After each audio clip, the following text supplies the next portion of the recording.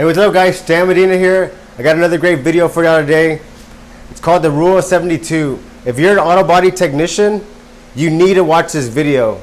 The Rule of 72 is basically like how fast will your loan double. And the reason why I want to share this video is because I didn't learn about this till like about maybe 6-7 years ago. And I know that nowadays the biggest toolbox is supposed to be the baddest toolbox. But what is your interest rate on that, and what is it actually costing you in the long run? So just think about what that toolbox will be worth like in 10 years. Is that toolbox still gonna make you money when you sleep, or is it just gonna be sitting in the garage getting dust on it? So I'm gonna get into details here. So the way the Rule of 72 works is if you get you wanna watch this, Stacia, you wanna watch this? Check this out. So look. So the Rule of 72 basically is if whatever, like, you have finance, you had a truck finance, right? Okay. So do you know the interest rate on it? It was I think it was 5 point something. Yeah. See, a lot of times we'll buy tools, we'll buy vehicles, and we're not really too sure about the interest rate. We're just so happy about getting the product. We're just so happy about getting the truck. The way the Rule of 72 works is that this is why auto loans are real popular, because most auto loans, if your credit's bad, they're gonna finance it to you like about, let's say, 12%, right? So let's say you put 12 here, right? So if you do 72 divided by 12, 72 divided by 12 is 6. So that means every 6 years it's gonna double. Like if you buy a truck for $10,000 and you're on a 6-year note, you're actually gonna pay $20,000 for it.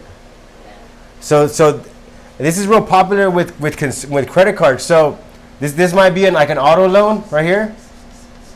But what about if it's a credit card? So most credit cards start at like 21%. So you do 72 divided by 21. So that's 3 years.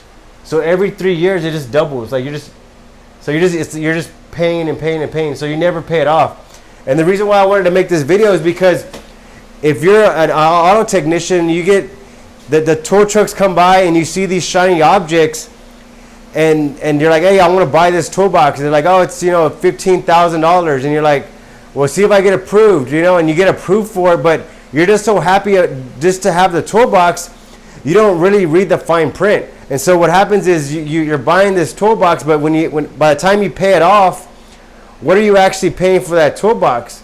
And is it really worth like putting all that money into it? Because if you buy a toolbox that's $15,000, and let's say in 10 years, let's go 10 years, that toolbox is not going to be worth $15,000.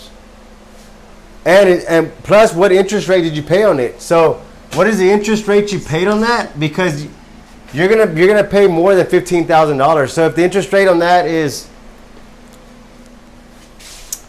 let's see, you'd have to just see what your interest rate is. So that'll probably be the first step. Look to see what your interest rate is, and then do the Rule of 72, and that'll tell you how long that loan's gonna double. So if you're like on a 6-year note, and your interest rate is 20% or it's 18%, you're going to be in trouble, because you're going to pay 3 times the amount of what that's worth. So if your interest rate, if you pay $15,000, but your interest rate is, 20%, it's nuts. So look, check it out. So this is what I'm trying to get at here. That's why most most home mortgages are 30-year notes, because you end up paying probably 2 times the amount of the house or double the house. So that's why they're 30-year notes. But one thing that you can look at real estate. So real estate, you can invest in real estate as a technician, and in 10 years, this is actually going to be producing a cash flow for you. So you're buying an asset. So you don't have to have the big shiny boxes. Take a step back and see, okay, you know what? What is this toolbox going to be worth in 10, 15 years? Is it gonna be an asset to generate? It's gonna be generating cash flow when I'm asleep, or is it going to be sitting in my garage because, you know, I'm not able to use it, or because I retired, or whatever the case. So don't make that decision. It's called an impulse decision. You buy something based off of impulse, like you want it now, and they make it real easy for you to buy. So you just go ahead and get it, not looking at the agreement or the fine print in the contract, and you're really buying it for a lot more than what it's actually worth.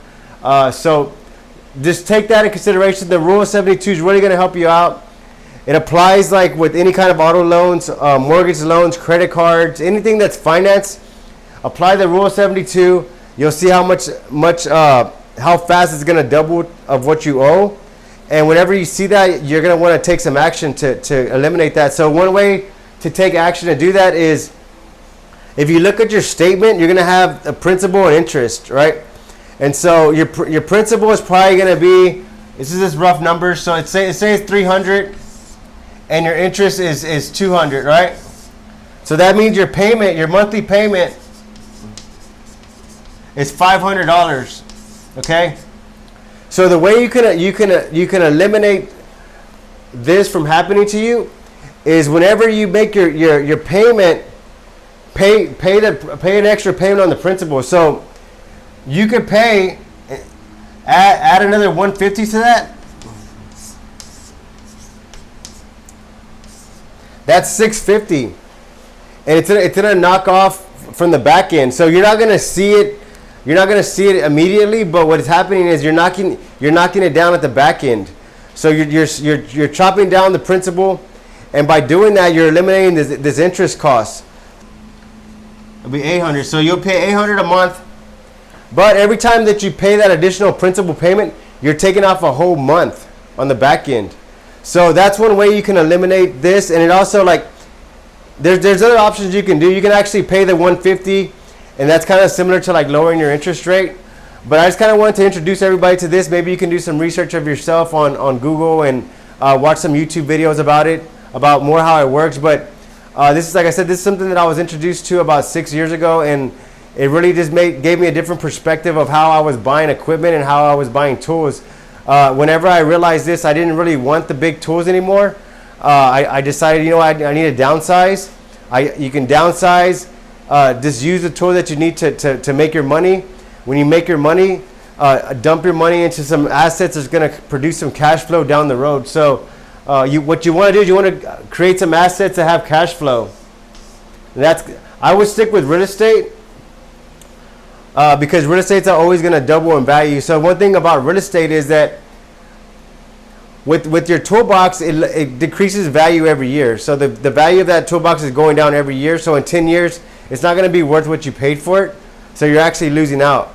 But with real estate, in 10 years, it's probably going to double. So if you buy a property that's, you know, 80,000, in 10 years, it's going to double. So that property will be worth 160. That's going to be way more than the toolbox, and that's going to produce cash flow for you, and it's going to give you also some kind of retirement to look for. So thanks for watching this video, guys. If you have any questions, hit me up on Messenger, on Facebook. We still have our Facebook private page. If you want to get in on that, just send me a message. What I'll do is I'll put the link in the comments to our Facebook technician page, our body shop owners, or anybody that's needing support in the industry. So thanks, guys.